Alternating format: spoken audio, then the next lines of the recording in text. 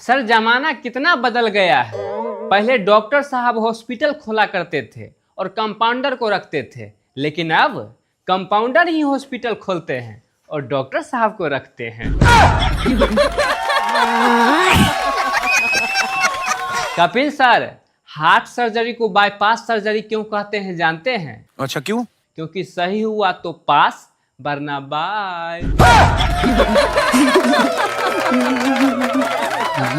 Sir अभी के समय में हॉस्पिटल में जितना दवाई देते हैं डॉक्टर साहब, उसमें से मात्र 2 ही दवाई मरीज के लिए होता है, बाकी तो कंपनियों का टारगेट पूरा करने के लिए होता है। डॉक्टर साहब ये दवा बेच डालिए, इसमें से कमीशन बहुत अच्छा देंगे।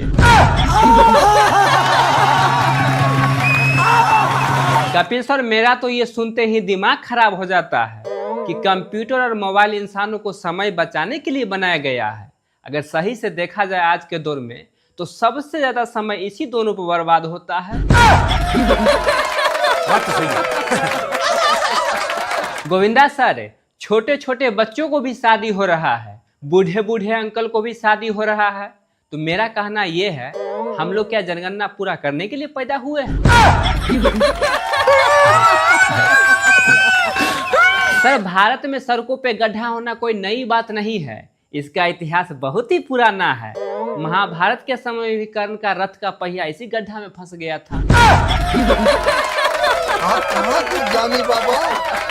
कपिल सर, फालतू के कोई भी चीज पर ज्यादा घमंड नहीं करना चाहिए, क्योंकि अंग्रेजों को भी अपना कपड़ा पर बहुत ही घमंड था, और आज हम लोगों के यहाँ बैंड बाजा वाला वो पहन के घूमता है। अजय सर, लोग भरोसा की बात किया करते हैं। हम भारतीय लोग ताला लगाने के बाद भी 4-4 बार खींच खींच के देखते हैं कि सही से लगा कि नहीं। कपिल सर, बस यात्री में सभी यात्री सीट पर बैठते हैं, सिर्फ एक कंडक्टर ही हैं जो बस में भी पैदल चला करते हैं। मुझे लगता है उनका टिकट का पैसा नहीं लगता, इसलिए क्या? क्या सोच है रे तेरी, मानना पड़ेगा। सर गर्मियों का समय आ गया है, अब देखिएगा एसी को 18 डिग्री पे सेट करके पूरा परिवार चैन से सो जाएगा। सिर्फ एक ही आदमी चैन से नहीं सोता है, जिसको बिजली बिल भरना होता है, यानी पापा, मेरे पापा। कपिल सर, फेसबुक इंस्टाग्राम की लत छुड़वाने के लिए मेरे परिवार वाले डॉक्टर साहब के पास ले गए।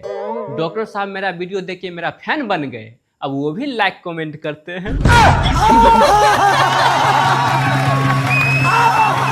सर गर्मियों का आलम यह है कि जिस घर में एसी कूलर लगा हुआ है, उसमें से बाहर निकलने के बाद ऐसा प्रतीत होता है कि शिमला से निकल के हम लोग जैसलमेर पहुंच गए।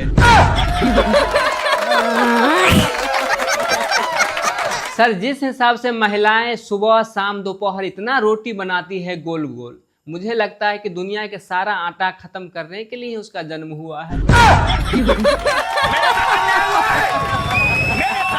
सर गर्मियों के बारे में बहुत सारा जोक्स बोल चुका हूँ, एक और बोल ही देता हूँ। हमारे यहाँ इतनी बार लाइट आती जाती है कि पंखा बेचारा खुद ही भूल जाता है कि लेफ्ट घूमना है या राइट। बहुत बहुत धन्यवाद आप लोगों को टोपी वाला शो देखने के लिए। इसी प्रकार से जोश भरा जोक सुनते रहें और टोपी वाला हीरो यानी एक्टर दिलराज बाबू को सपोर्ट और प्यार करते रहें।